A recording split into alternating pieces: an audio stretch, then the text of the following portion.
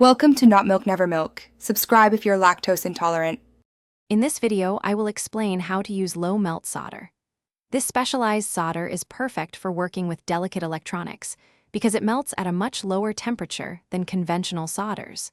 Typically, its melting point is below 150 degrees Celsius, often around 138 degrees Celsius for bismuth tin alloys.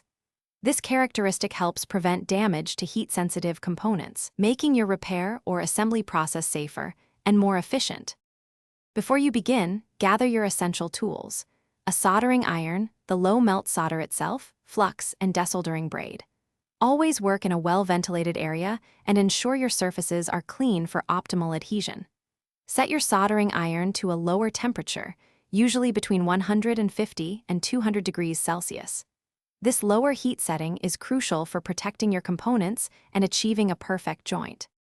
To apply the solder, first add a small amount of flux to the joint. This helps the solder flow smoothly and prevents oxidation. Next, heat both the component lead and the pads simultaneously with your iron. Then, feed the low-melt solder directly onto the joint, allowing it to melt and flow naturally around the connection. Once a shiny, smooth joint forms, remove the iron promptly. After soldering, allow the joint to cool completely without any disturbance to ensure its strength. Carefully inspect your work for proper wetting and a strong, shiny connection. It's also good practice to clean any remaining flux residue with an appropriate cleaner, as this prevents potential corrosion over time.